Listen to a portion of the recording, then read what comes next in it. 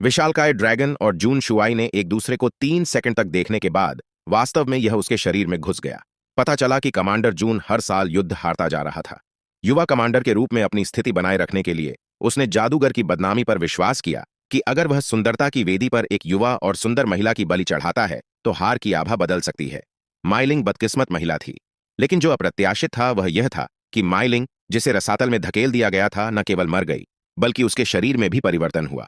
तब से उसका स्वभाव काफी बदल गया। जब वह भूखी होती थी तो वह केवल मांस खाना और खून पीना चाहती थी, और जब उसे द्वारा पड़ता था तो वह खुद को नियंत्रित नहीं कर पाती थी। बिना किसी की नजर में आए जीना जारी रखने के लिए वह गाने के लिए थिएटर में लौट आई, लेकिन नाटक के आधे समय में अचानक लाइट चली गई। इससे दर्शकों में असंतोष फैल गया और उन्होंने अपना हिस्सा वापस लेने की मांग की। सौभाग्यवश रोशनी शीघ्र ही बहाल कर दी गई, लेकिन कुछ ही समय में किसी की मौत हो गई और दर्शक बुरी तरह डर गए तथा भाग गए। यह पता चला कि जब माइलिंग अपने प्रदर्शन के आधे रास्ते पर थी तो उसकी रक्त की प्यास उसके दिल में बढ़ गई और उसने अनियंत्रित रूप से अपने मासिक धर्म को खा लिया, जो आमतौर पर बहुत बुरा होता है। हर बार जब मेलिंग के पास खाने पीने के लिए पर्याप्त होता तो वह और भी आकर्षक हो जाती। एक दिन वह अपनी बड़ी बहन से सड़क पर मिली, जिसकी शादी एक अमीर परिवार में हुई थी।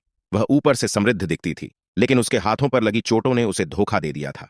उसका पति और भी ज्यादा चालाक था और एक मनहूस आदमी जैसा दिखता था।